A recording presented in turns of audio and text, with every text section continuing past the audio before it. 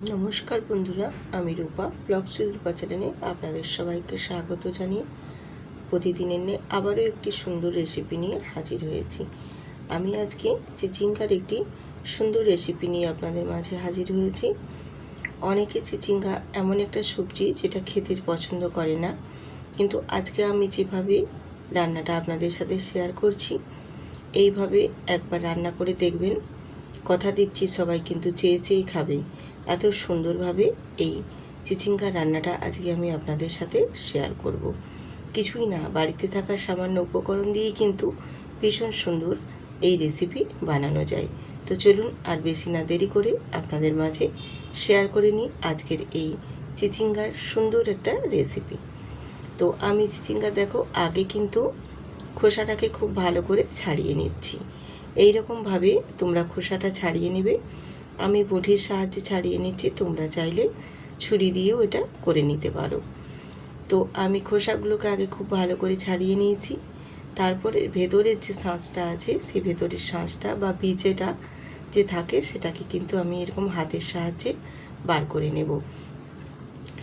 অনেকে আছে এর ভেতরের শাঁসটা বার করে না, কিন্তু আমার মাকে দেখেছি ভেতরের শাঁসটা বার করে দিতে, তাই আমিও সেই একই প্রসেসে ভেতরের শাঁসটা বার করে একেবারে ঝিরিঝিরি করে সুন্দর করে কেটে নেব। এই রকমভাবে ঝিরিঝিরি করে কেটে নিলে চিচিঙ্গা খেতে কিন্তু ভীষণ সুন্দর লাগে। যে কোনো সবজি কাটার কাছেই কিন্তু তার খাওয়ার আগ্রহটা আরও বেশি। যে কোনো সবজি কাটা জিনিসটা এমনই যে আকর্ষণটা কিন্তু ওখানে বেশি, আরও বেশি ভালো লাগে। তো তার জন্য দেখো আমি কিন্তু একেবারে চিচিঙ্গাটা খুব ভালো করে একদম ঝিরিঝিরি করে কেটে নিচ্ছি। তো আমি যেভাবে যে প্রসেসে তোমাদের দেখাচ্ছি, এই রকমভাবে তোমরাও কেটে নেবে, ভীষণ সুন্দর হয়। এইভাবে দেখো আমি খুব ভালো করে ঝিরিঝিরি করে কেটে নিয়েছি। একদম কত সুন্দরভাবে কেটেছি সেটাও তোমাদের দেখিয়ে দিচ্ছি। এরকমভাবে কেটে নেবে, তাহলে কিন্তু রান্নাটা করতে ভীষণ ভালো হবে। আর আমি চিচিঙ্গাটাকে দেখো খুব ভালো করে একটু চটকে চটকে ধুয়ে নিয়েছি। ধুয়ে একটা ঝুড়িতে করে জলটা ঝরিয়ে নিয়ে তারপর আমি একটা পাত্রের মধ্যে নিয়ে নিয়েছি।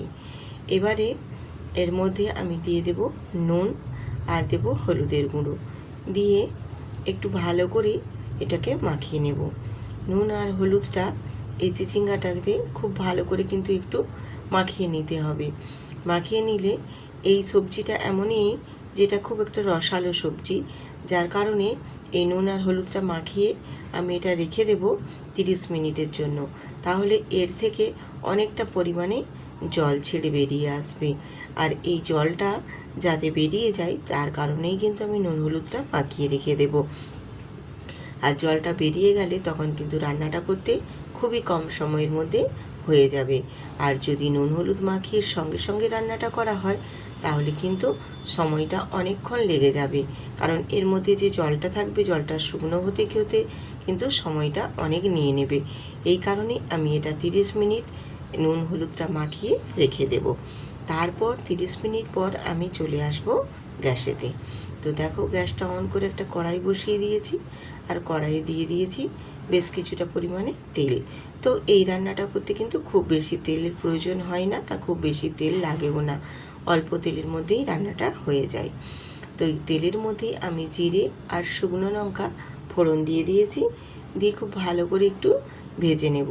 যখন বেশ জিরের একটা সুন্দর মিষ্টি গন্ধ বেরিয়ে আসবে, সেই পর্যায়ে আমি এখানে চিচিঙ্গাগুলোকে একটু চেপে চেপে তারপর ভাজার জন্য দিয়ে দেব। আর চিচিঙ্গাটা থেকে কতটা জল বেরিয়েছে দেখো নুন হলুদটা মাখিয়ে দেওয়ার কারণে, সেটাও আমি তোমাদের দেখিয়ে দেব, আবারও পরে দেখাবো। দিয়ে এবার একটু জলে হাতের মধ্যে চেপে চেপে জলটাকে বার করে দিয়ে দেবো আমি চিচিঙ্গাগুলোকে কড়াইয়ের মধ্যে। আর কতটা পরিমাণে জলটা বেরোবে সেটাও আমি তোমাদের দেখিয়ে দেব। এই এতটা জল যদি থাকে তাহলে সময়টা কতটা লাগবে, এই কারণেই এখানে একটু নুন হলুদ দিয়ে রেখে দিলে জলটা এক্সট্রা কিন্তু অনেকটা বেরিয়ে যাবে, আর রান্নাটা খুব তাড়াতাড়ি হয়ে যাবে। একটু তেলের মধ্যে নাড়াচাড়া করে নিয়ে একটা ঢাকনা দিয়ে ঢেকে দেব।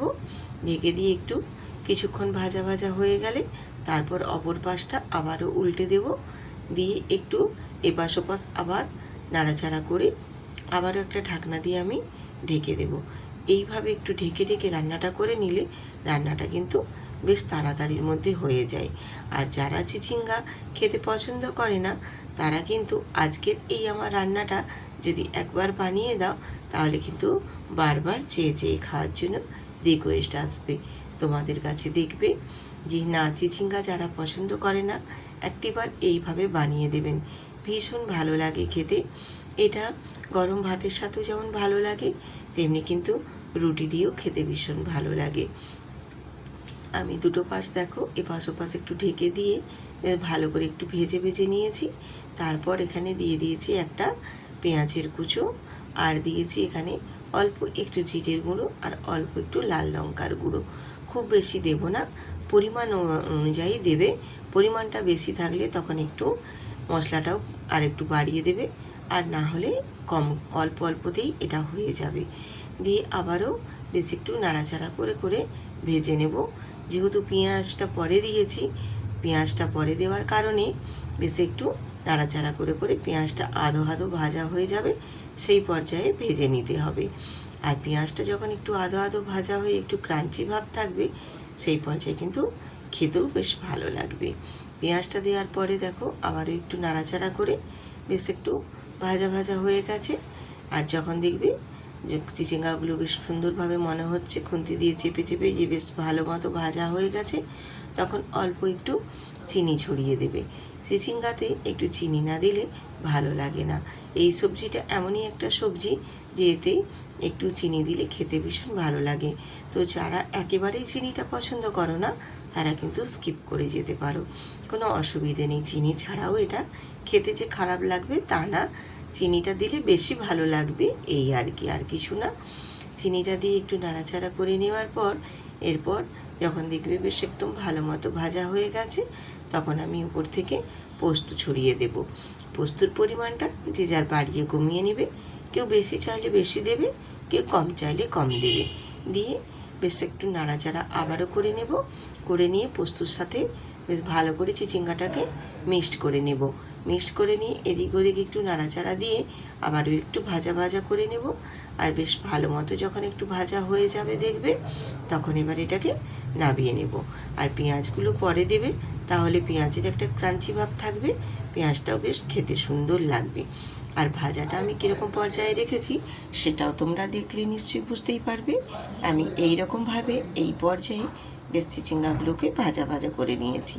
এরপর আর খুব বেশি ভাজবো না, এবার আমি গ্যাসটা অফ করে তারপর নামিয়ে নেব। তো আমার আজকের এই চিচিঙ্গা ভাজা রেসিপিটা একবার হলেও ট্রাই করে দেখবেন। যারা পছন্দ করে না চিচিঙ্গা তারাও কিন্তু চেয়ে চেয়ে খাবে, এত সুন্দর হয় এই চিচিঙ্গা ভাজার রেসিপিটি। ভালো লাগলে অবশ্যই কিন্তু বন্ধুদের সাথে শেয়ার করবেন এবং ভিডিওটিতে একটি লাইক দিয়ে সুন্দর করে একটা কমেন্ট করে দেবেন।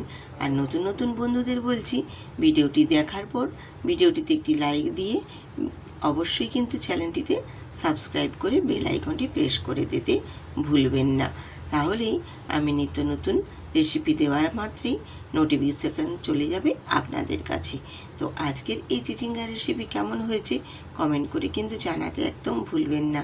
আর ভালো লাগলে অবশ্যই কিন্তু কমেন্টে লিখে যাবেন যে দিদিভাই সত্যি সুন্দর হয়েছে, এই সামান্য চিচিঙ্গে দিয়ে যে এত সুন্দর একটা রেসিপি বানানো যায়। তো আজকের এই ভিডিওটি এখানেই শেষ করছি, আবার দেখা হবে পরের ভিডিও।